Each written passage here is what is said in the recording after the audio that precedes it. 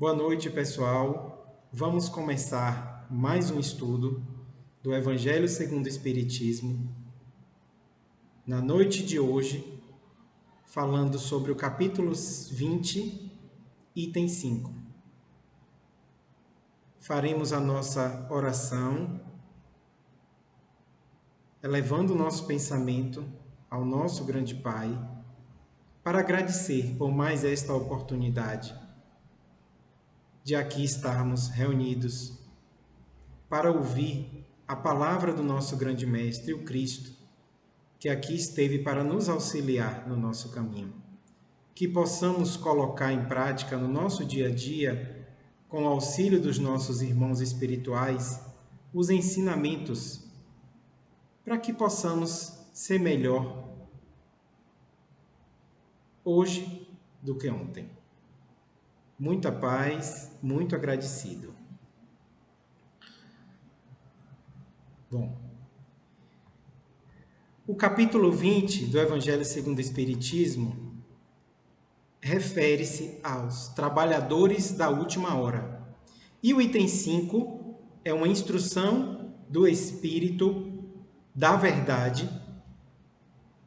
ditada em Paris, 1862, que diz o seguinte: aproxima-se o tempo em que se cumprirão as coisas anunciadas para a transformação da humanidade. Ditosos serão os que houverem trabalhado no campo do Senhor, com desinteresse e sem outro móvel senão a caridade. Seus dias de trabalho serão pagos pelo cêntuplo do que tiverem esperado. Ditosos os que hajam dito a seus irmãos: trabalhemos juntos e unamos os nossos esforços, a fim de que o Senhor, ao chegar, encontre acabada a obra. Porquanto o Senhor lhes dirá: vinde a mim, vós que sois bons servidores, vós que soubestes impor silêncio aos vossos ciúmes e às vossas discórdias, a fim de que daí não viesse dano para a obra. Mas ai daqueles que, por efeito das suas dissensões, houverem retardado a hora da colheita, pois a tempestade virá e eles serão levados no turbilhão. Clamarão: graça, graça. O Senhor, porém, lhes dirá: como implorais graças, vós que não tivestes piedade dos vossos irmãos e que vos negastes a estender-lhes as mãos, que esmagastes o fraco em vez de o amparardes? Como suplicais graças, vós que buscastes a vossa recompensa nos gozos da terra e na satisfação do vosso orgulho? Já recebestes a vossa recompensa, tal qual a quisestes. Nada mais vos cabe pedir. As recompensas celestes são para os que não tenham buscado as recompensas da terra.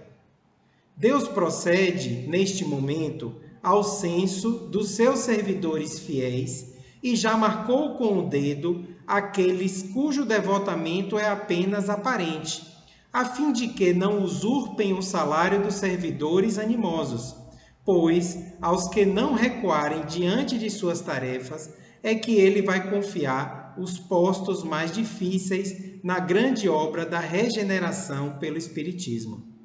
Cumprir-se-ão estas palavras: os primeiros serão os últimos, e os últimos serão os primeiros no reino dos céus. Então é uma instrução dada pelo Espírito da Verdade, que nos mostra o quão atual ela é. Se a gente observar, ela se inicia dizendo que aproxima-se o tempo em que se cumprirão as coisas anunciadas para a transformação da humanidade. Quem de nós tem dúvida que neste momento a humanidade passa por uma grande transformação? Quem de nós ainda tem algum tipo de questionamento em relação ao momento em que passamos, ao momento de transformação?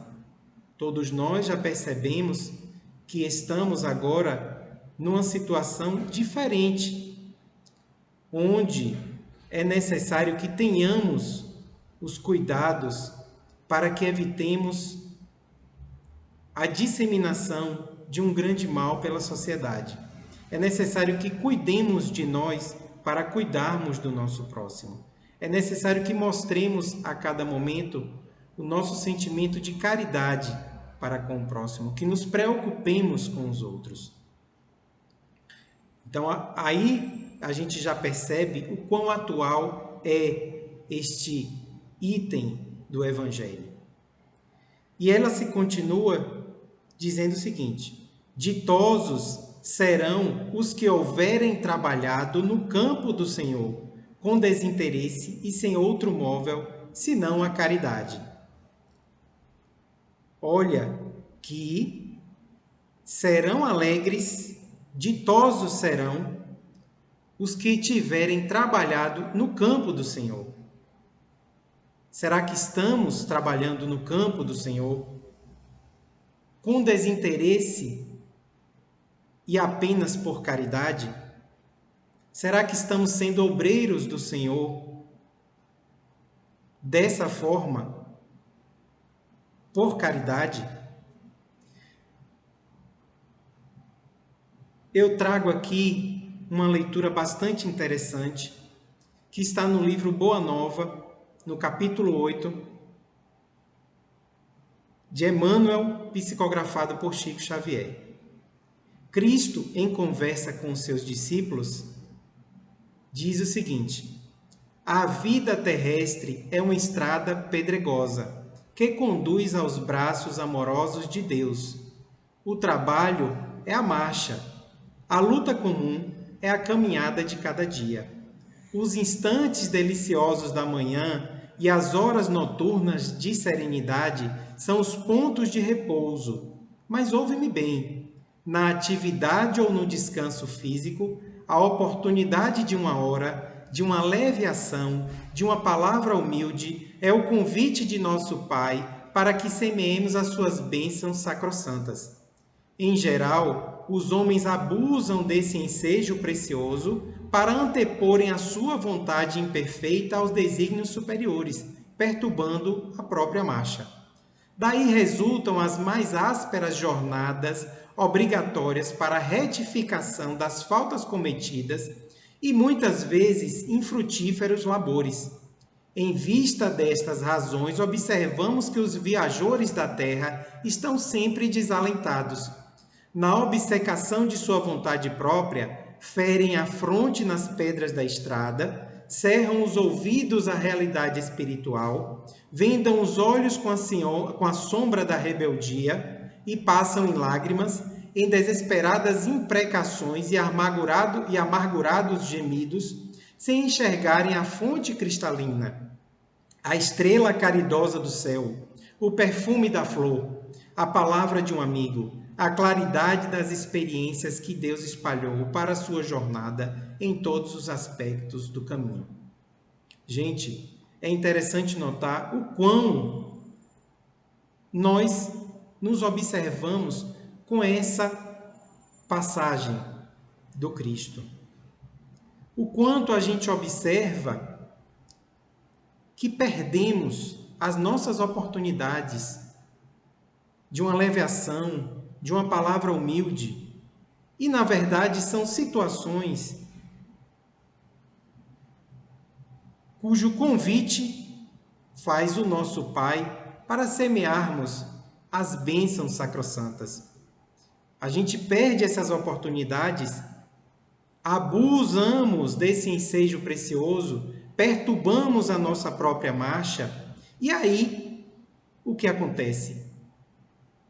Temos infrutíferos labores, ásperas jornadas, por conta da nossa própria vontade,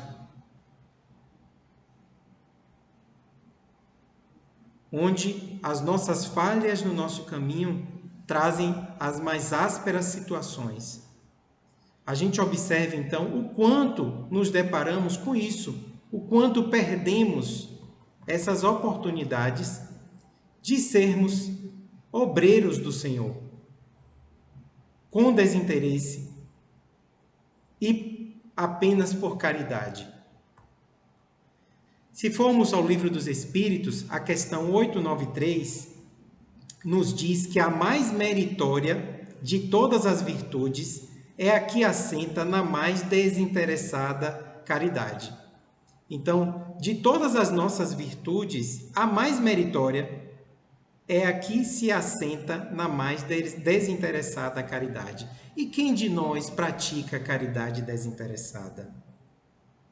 Quem de nós realmente ajuda, faz a ação, auxilia o próximo sem nenhum tipo de interesse? Quem de nós? Se formos ainda para o Livro dos Espíritos, a questão 886 nos diz que a caridade, segundo entendia Jesus, é a benevolência para com todos, é a indulgência para as imperfeições dos outros e o perdão das ofensas. Engraçado que em nenhum momento a espiritualidade nos fala da esmola. A caridade não é só a esmola. A caridade é também a benevolência, é a indulgência, é o perdão para com o próximo. E quantos de nós perdemos essa oportunidade de sermos benevolentes para com todos, indulgentes para com a imperfeição do nosso próximo? Quantos de nós deixamos de perdoar a ofensa dos outros? Kardec ainda acrescenta nessa mesma questão que o amor e a caridade são um complemento da lei de justiça, pois amar o próximo é fazer-lhe todo o bem que nos seja possível e que desejáramos nos fosse feito. Tal o sentido dessas palavras de Jesus: amai-vos uns aos outros como irmãos. A caridade, segundo Jesus, não se restringe à esmola, e abrange todas as situações, todas as relações que nos achamos com os nossos semelhantes, sejam eles inferiores, iguais ou nossos superiores. Então, gente, a caridade, ela deve ser realizada com todos os nossos semelhantes e em todos os momentos de nossas vidas. Que não percamos as oportunidades de realizar a caridade para sermos obreiros do Senhor.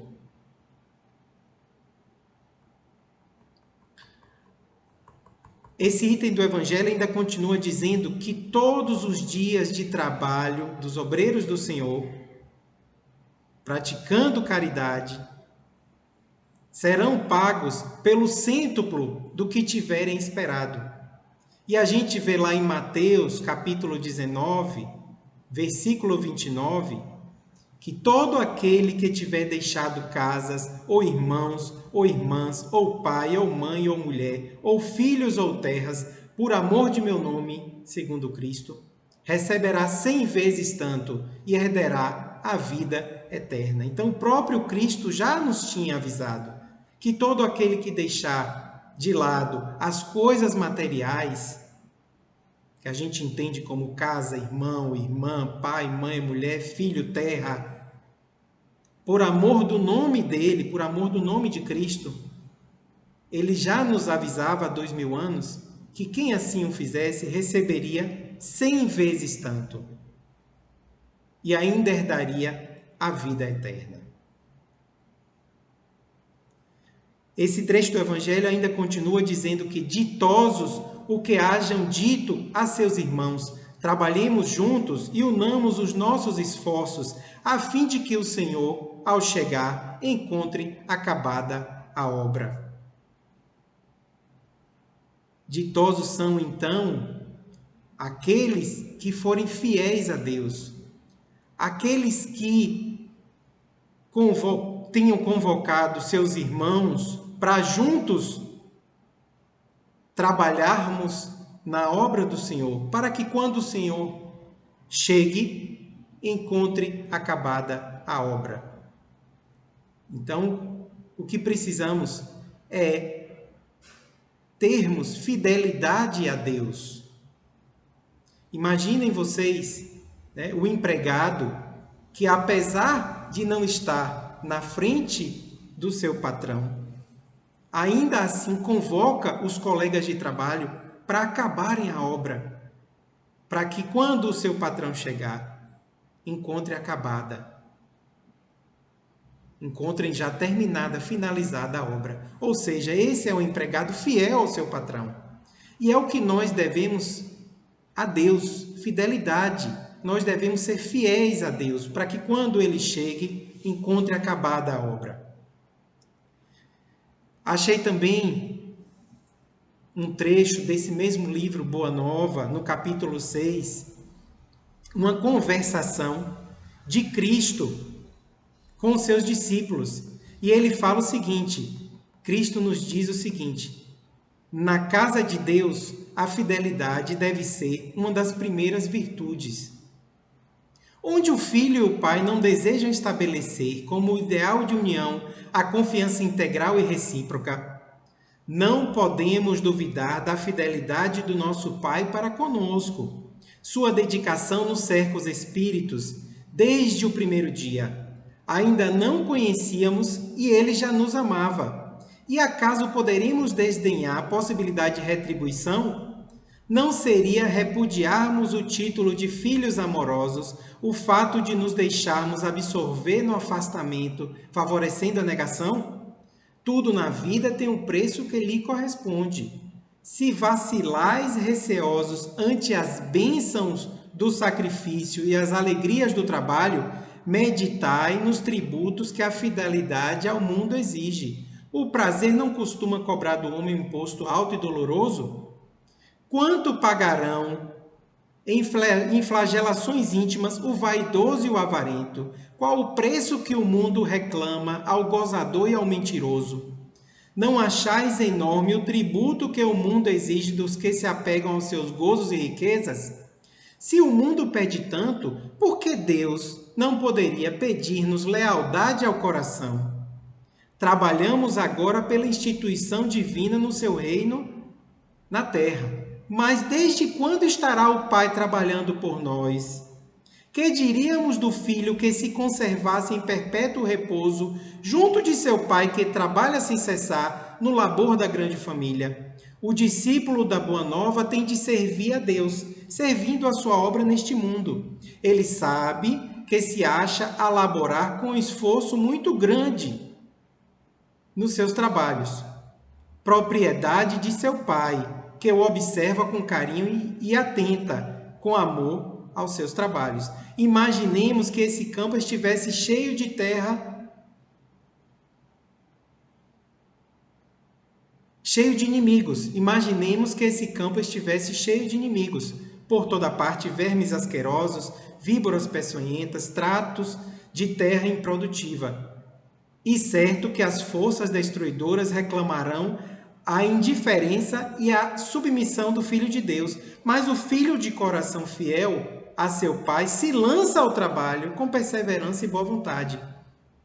Entrará em luta silenciosa com o meio, sofrer-lhe-á os tormentos com heroísmo espiritual, por amor do reino que se traz no coração, plantará uma flor onde haja um espinho, abrirá uma senda, embora estreita, onde estejam em confusão os parasitos da terra. Cavará pacientemente, buscando as entranhas do solo, para que surja uma gota d'água onde queime um deserto.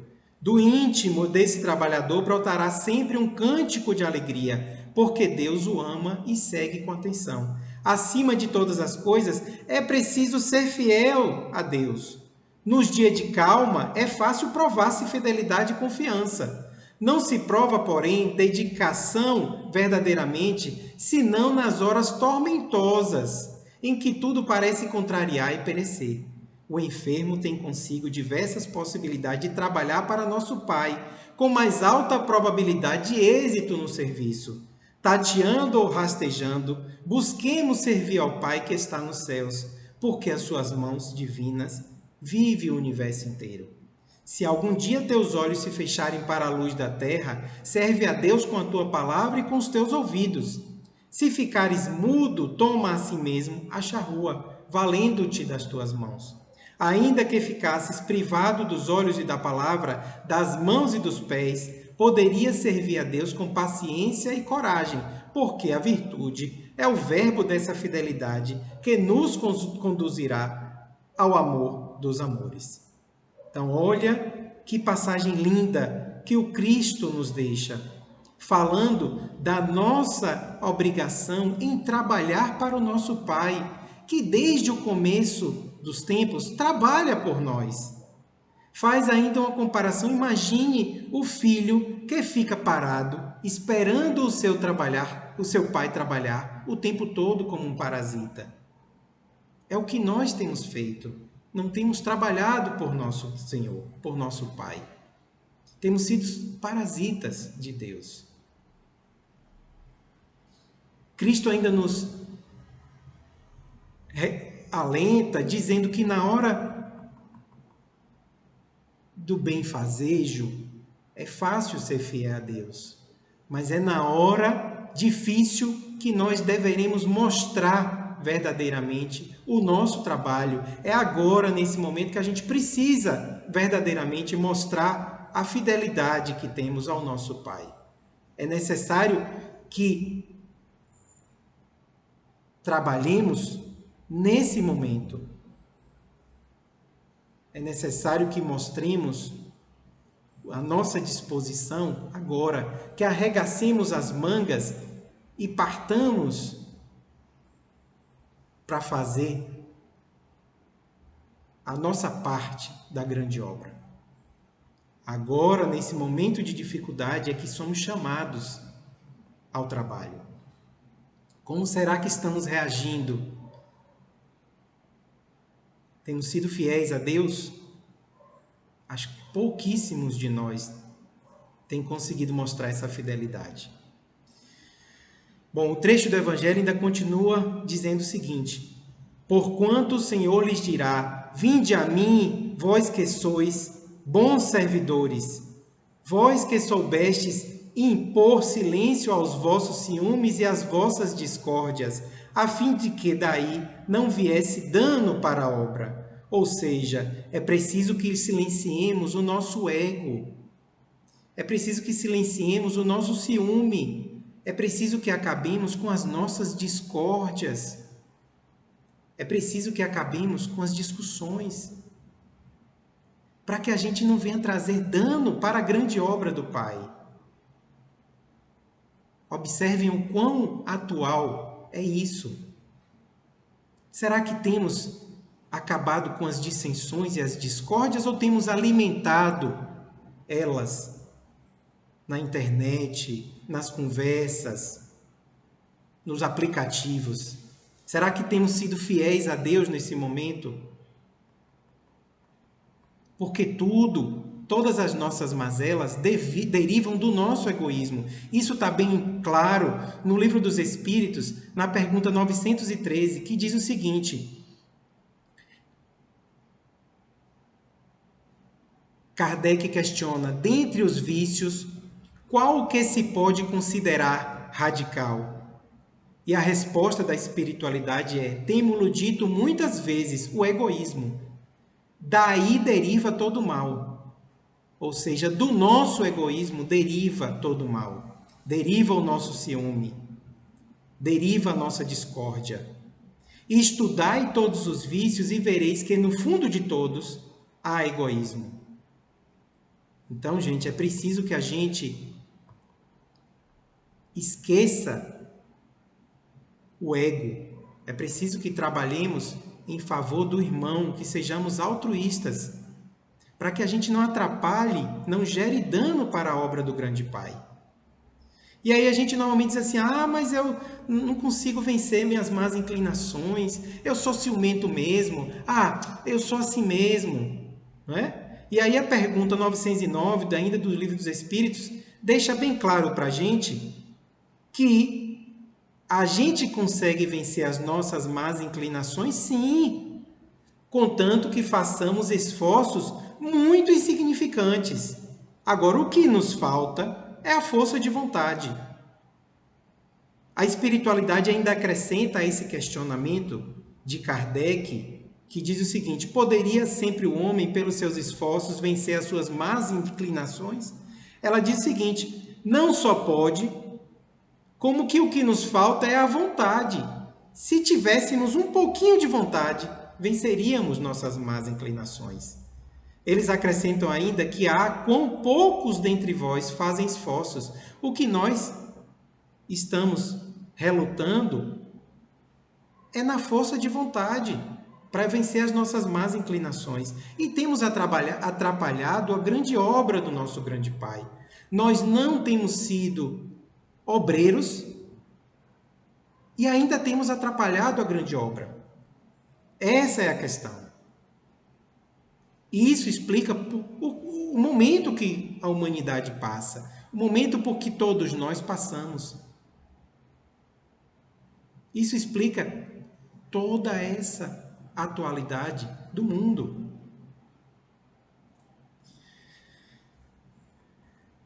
E Kardec ainda pergunta espiritualidade na pergunta do 919, da seguinte forma, ele faz a seguinte pergunta: qual o meio prático mais eficaz que tem um homem de se melhorar nesta vida e de resistir à atração do mal? A espiritualidade diz o seguinte: um sábio da antiguidade vos disse, conhece-te a ti mesmo. O que a gente precisa fazer para começar a vencer o nosso ego, a vencer as nossas más inclinações, é conhecermos a nós mesmos. É o autoconhecimento que a gente tanto fala. A gente precisa primeiro conhecer onde está o nosso erro, para daí entender e tentar fazer alguma coisa para melhorá-lo. No livro Consolador, que é uma obra também de Emmanuel, psicografada por Chico Xavier, na pergunta 232, temos uma resposta bem parecida.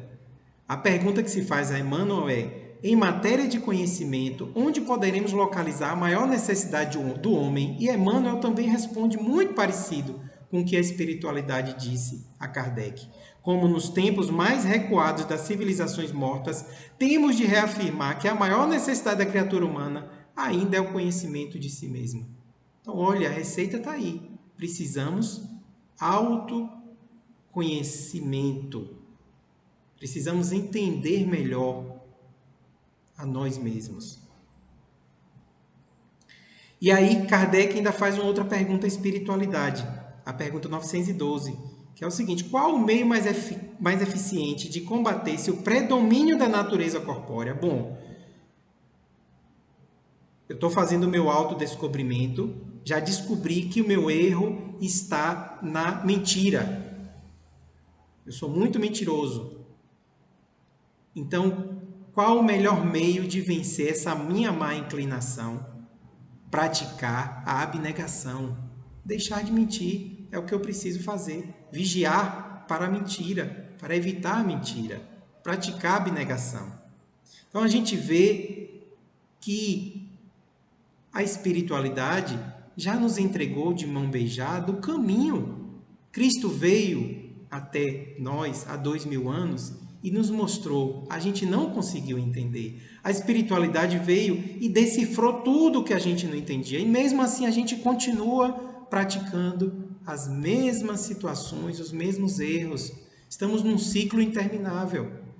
E agora, gente, estamos no momento em que há uma necessidade de transição do planeta. O planeta também progride, todos nós devemos progredir. E precisamos urgentemente dessa mudança a fim de que possamos continuar por aqui. Esse é o recado que estamos recebendo. Aí muita gente diz assim: ah, mas a minha carne é fraca. Poxa, eu tento tanto vencer as minhas más inclinações. Eu tento tanto melhorar a minha tendência ao erro, a minha tendência à mentira. Eu tento deixar de mentir, mas a minha carne é fraca. E aí esse livro Consolador, de Emmanuel, pergunta 217, nos diz que a maneira mais simples de levar a efeito a nossa vigilância para evitar a queda em tentação é estabelecer um tribunal de autocrítica em consciência própria, procedendo para com os outros na mesma conduta de retidão que deseja da ação alheia para consigo próprio. É o velho que Cristo nos ensinou, é o velho ensinamento: amar aos próximos como a si mesmos. Fazei ao próximo o que queria que fizesseis para ti. Então, o que a gente precisa fazer para aumentar essa vigilância para com o nosso erro é estabelecer um tribunal de autocrítica. Eu preciso analisar as minhas atitudes, ver onde estou errando, onde estou falhando, para que eu tente corrigi-lo. E essa necessidade é urgente. É para ontem. Porque a gente está observando a mudança dos tempos. A gente está observando o novo mundo, a nova realidade a que estamos sujeitos agora. Continuemos aqui com o estudo do Evangelho, que continua dizendo o seguinte: mas ai daqueles que, por efeito das suas dissensões, houverem retardado a hora da colheita, pois a tempestade virá e eles serão levados no turbilhão. Então, nós que estamos retardando a obra do Senhor, que estamos retardando a hora da colheita, por efeito das nossas dissensões, do nosso egoísmo, das nossas mentiras, do nosso ciúme, né? Dos nossos erros, nós que temos feito tudo isso, entraremos no turbilhão da tempestade que está a chegar. Mas eu digo assim: mas eu não faço mal nenhum, eu não causo dissensão, eu fico na minha lá no meu canto, eu não brigo na internet, eu não estimulo meus irmãos a discutirem entre si, eu não estou de um lado nem de outro da política, eu sou neutro, eu fico na minha lá quietinho, caladinho, só fico lá jogando o meu joguinho, não estou nem aí, eu não faço mal nenhum, eu não estou atrapalhando a obra do Senhor, eu não estou atrasando a colheita. Mas a pergunta do Livro dos Espíritos, 642, nos diz que deixar de fazer o bem no limite das nossas forças também é um mal. Porque Kardec perguntou à espiritualidade o seguinte: para agradar a Deus e assegurar sua posição futura, bastará que o homem não pratique o mal? E a resposta da espiritualidade é não. Cumpre-lhe fazer o bem no limite de suas forças, porquanto responderá por todo mal que haja resultado de não haver praticado o bem. Então, gente, cada vez que eu tenho uma situação que eu possa praticar o bem, que eu possa dar um conselho, que eu possa fazer uma boa atitude e não a faço, responderei pelo mal que haja resultado de não haver praticado esse bem. Então, toda vez que eu perder a oportunidade de dar um conselho bom a um irmão e ele praticar o mal, responderei também por isso. Não é só pelo fato de eu não estar causando dissensão e intriga que eu estou deixando de atuar na obra do Senhor. Deixar de fazer o bem também é um mal. É isso que a gente tem que ter em nossa mente. Vamos continuar aqui. Então, lá o Evangelho diz o seguinte: clamarão graça, graça, o Senhor, porém, lhes dirá: como implorais graças, vós que não tivestes piedade dos vossos irmãos, e que vos negastes a estender-lhes as mãos, que esmagastes o fraco, em vez de o amparardes. Não é? Então, nós que cairemos lá no turbilhão da tempestade, vamos clamar a Deus: graça, graça, Senhor. E Ele lhe dirá: como você está pedindo graças, meu filho? Você que não teve piedade dos vossos irmãos, que negou estender-lhes as mãos, que esmagou os fracos em vez de o amparardes, como é que você pede ajuda? E a gente sabe que está lá em Mateus capítulo 22, versículo 36 a 40, quando perguntado ao mestre, ao Cristo: mestre, qual é o grande ensinamento da lei? Jesus falou: amarás o Senhor teu Deus de todo o coração, de toda a tua alma, de todo o teu pensamento. Esse é o primeiro grande mandamento. E o segundo, semelhante a este: amarás o teu próximo como a ti mesmo. Então, amar o próximo é o mandamento fundamental. E se nós não estamos fazendo isso? Se nós não temos praticado o bem, como é que pediremos a Deus socorro? Ajude-me na hora que eu cair no turbilhão da tempestade. E o Evangelho continua o seguinte: como suplicais graças, vós que buscastes a vossa recompensa nos gozos da terra e na satisfação do vosso orgulho, já recebestes a vossa recompensa, tal qual a quisestes. Nada mais vos cabe pedir. As recompensas celestes são para os que não tenham buscado as recompensas da terra. Então, quando a gente procura a nossa recompensa nos gozos da terra, na satisfação do nosso orgulho, a gente não mais pode buscá-la nos céus. E a pergunta 897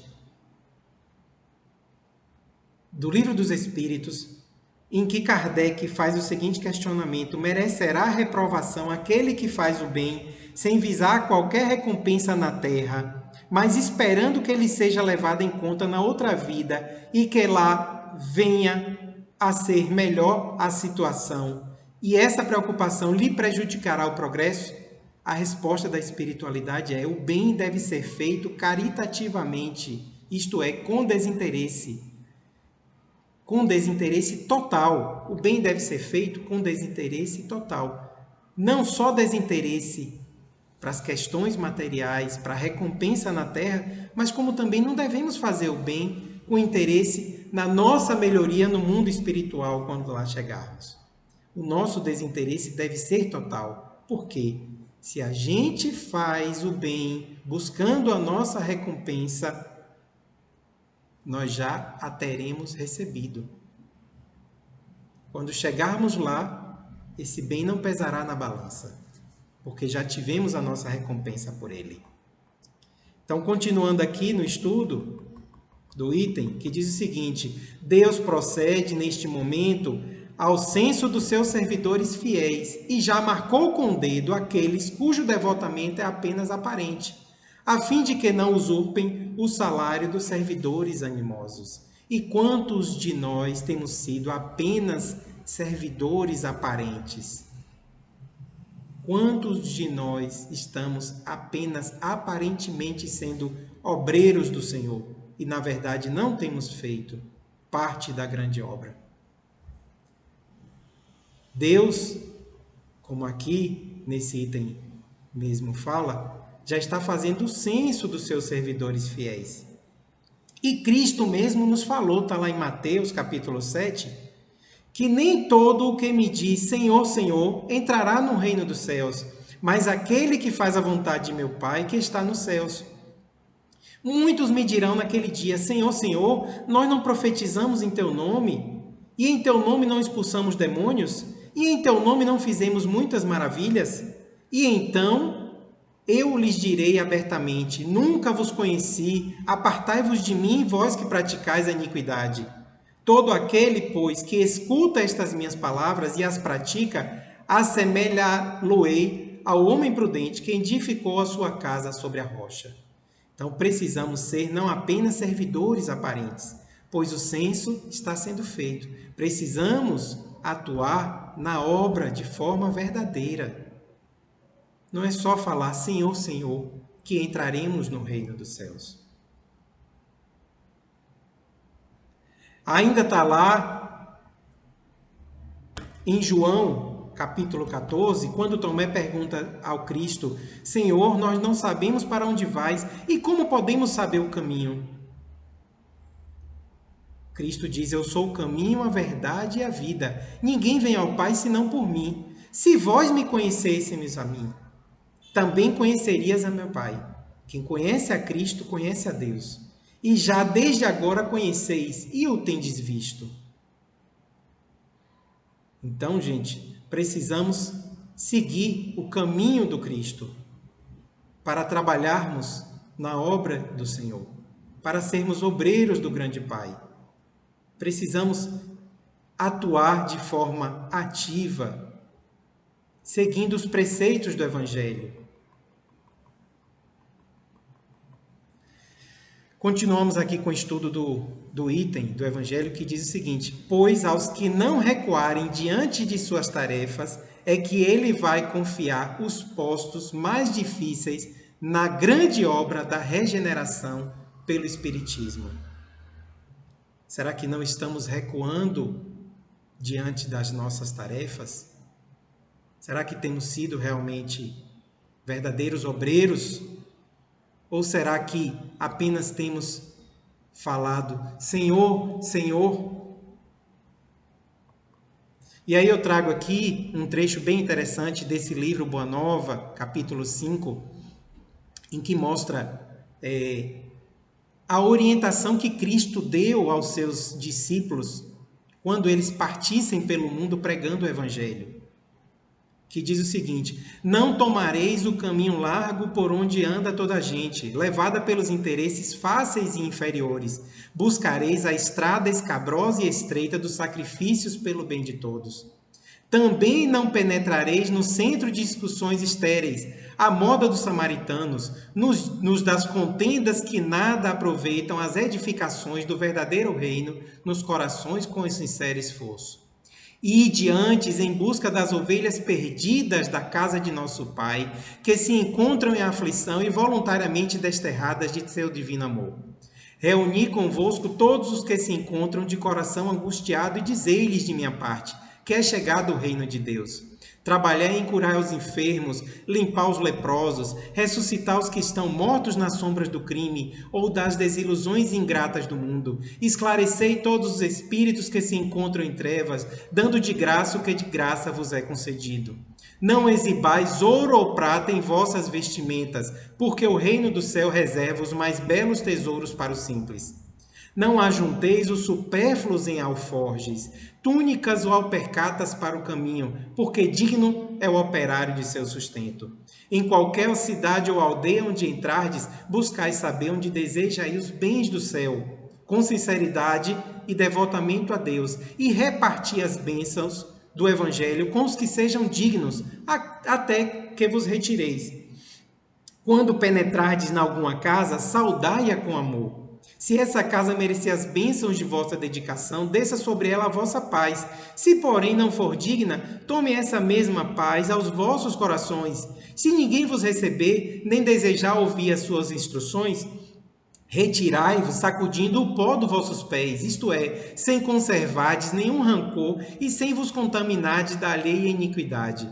Em verdade vos digo que virá dia em que menos rigor haverá para os grandes pecadores do que para os quantos procuram a Deus com os lábios de falsa crença, sem a sinceridade do coração. Por essa razão que vos envio como ovelhas ao antro dos lobos, recomendando-vos a simplicidade das pombas e a prudência das serpentes. Acautelai-vos, pois, dos homens, nossos irmãos, porque sereis entregues aos seus tribunais e sereis açoitados nos seus templos suntuosos, de onde está exilada a ideia de Deus. Sereis conduzidos como réus à presença de governadores e de reis, de tiranos e descrentes, a fim de testemunhardes a minha causa. Mas nos dias mais dolorosos da humilhação, não vos dei cuidado de haveis falar, porque minha palavra estará convosco e sereis inspirados quanto ao que houverdes de dizer. Porque não somos nós que falamos, o Espírito amoroso de nosso Pai é que fala em todos nós. Nesses dias de sombra em que se lutará no mundo por meu nome, o irmão entregará à morte o próprio irmão, o pai e os filhos, espalhando-se nos caminhos o rastro sinistro dos lobos da iniquidade. Os que me seguirem serão desprezados e odiados por minha causa, mas aquele que perseverar até o fim será salvo. Então, olhe que ensinamentos o Cristo deu aos seus discípulos, e nós, que desejamos ser discípulos dele, deveremos também observá-los a todos.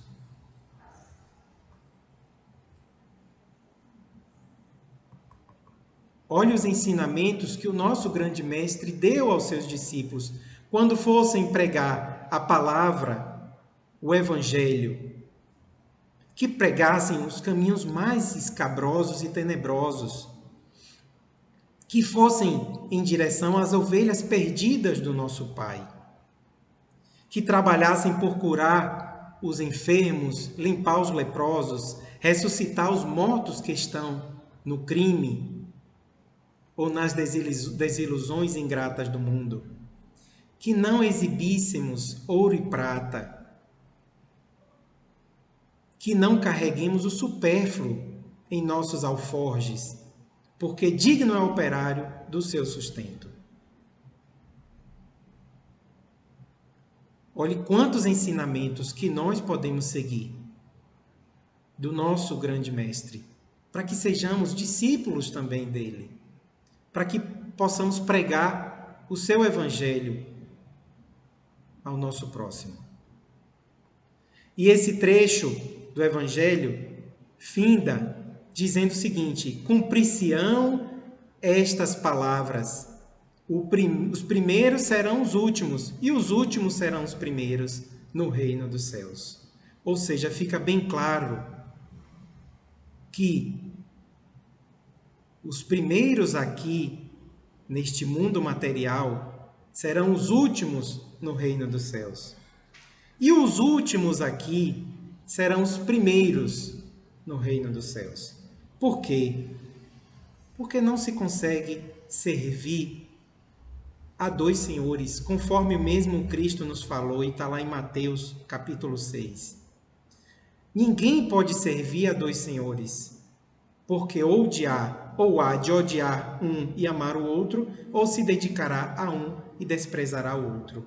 Então nós não conseguiremos servir ao nosso mundo e ao reino dos céus. Temos que escolher: ou servimos ao nosso mundo, ou servimos ao reino dos céus. Não se pode servir a Deus e a Mamon. Então, gente, olhe que interessante, que lindo essa mensagem que esse Espírito da Verdade, essa instrução que o Espírito da Verdade traz a todos nós. Olhe quantos ensinamentos nós conseguimos puxar desse pequeno trecho do Evangelho. Olhe quantos de nós nos observamos atuando de forma apenas aparente na obra do Senhor. Olhe quantos de nós apenas dizemos Senhor, Senhor, mas não temos atuado na obra do grande Pai. É preciso que a gente mude essa perspectiva. E é urgente isso. É agora, é hoje, é ontem. Porque já passamos agora por uma transição. Já falamos no nosso dia a dia que é uma nova realidade. E precisamos nos adequar para que possamos aqui permanecer. Para que não sejamos enviados a mundos inferiores. Para que não sejamos expurgados, conforme a espiritualidade sempre nos avisa. Então, é preciso que nos atentemos, desde já, ao Evangelho do Cristo, aos ensinamentos do nosso grande Mestre, para que não sejamos apenas aparentes obreiros do Senhor, mas que sejamos verdadeiros obreiros do Senhor. E eu finalizo com um trecho ainda desse livro lindo, que é o Boa Nova, dizendo o seguinte: uma conversa entre Cristo e João, quando eles viam pela estrada entre Jerusalém e Cafarnaum, conversavam, E Cristo disse o seguinte a João. João fazia muitos questionamentos a Cristo, porque ele queria entender o reino de Deus, o reino dos céus, como ele poderia chegar ao reino de Deus. E Cristo diz o seguinte a João: João, todas as dúvidas que te assaltam se verificam pelo motivo de não haveres compreendido até agora que cada criatura tem um santuário no próprio espírito, onde a sabedoria e o amor de Deus se manifestam, através das vozes da consciência. No que se refere à comunhão de nossas almas com Deus, não me esqueci de recomendar que cada espírito ore no segredo do seu íntimo, no silêncio de suas esperanças e aspirações mais sagradas. É que cada criatura deve estabelecer o seu próprio caminho para o mais alto, erguendo em si mesmo o santuário da divina fé e confiança, onde interprete sempre a vontade de Deus, com respeito ao seu destino. Olha que interessante. Cada criatura deve estabelecer o seu próprio caminho. Quando a pandemia nos isola, é para nos mostrar que o caminho é próprio. O caminho tem que ser meu, eu tenho que descobrir o caminho, dentro, no santuário do meu próprio espírito.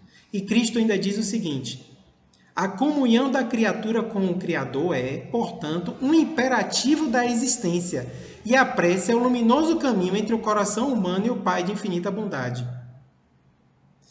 Então, no dia seguinte, quando eles caminhavam pela estrada, Cristo encontra um senhor, aquela região muito seca, encontra um senhor cavando um poço. E Cristo pergunta: amigo, o que fazes? Ele diz: busco a água que nos falta. Aí Cristo pergunta: a chuva é assim tão escassa nessas paragens?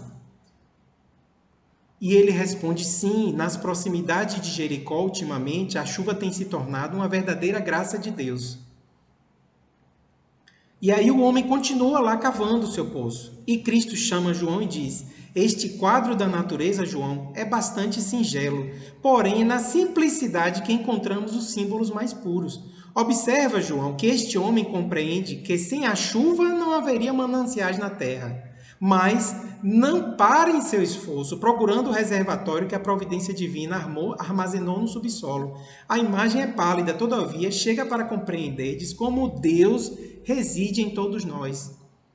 Dentro do símbolo, temos de entender a chuva como o favor de sua misericórdia, sem a qual nada possuiríamos. Esta paisagem deserta de Jericó pode representar a alma humana, vazia de sentimentos santificadores.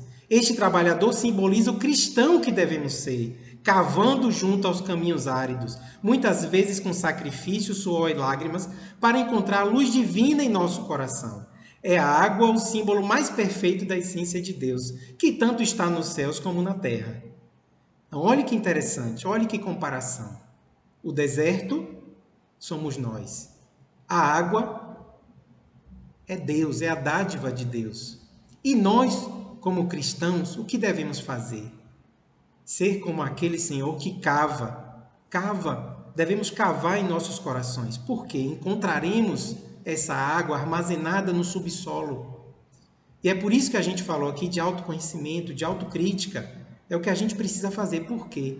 Deus está dentro de nós. Deus está dentro dos nossos espíritos. Não precisamos desse mundo lá fora. E é isso que nós precisamos entender com essa nova situação. Podemos buscar a Deus dentro de nós mesmos. Então vamos finalizar aqui o nosso trabalho de hoje fazendo uma oração de agradecimento ao nosso Mestre, o Cristo, por este ensinamento, por todo o Evangelho que nos deixou.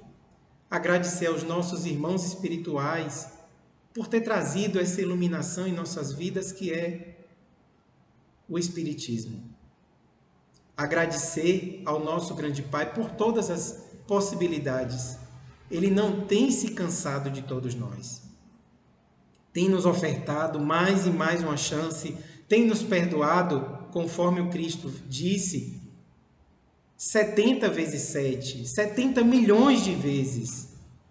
Precisamos agora entender a nossa obrigação diante da grande obra do Senhor. Somos também co-criadores nessa grande obra.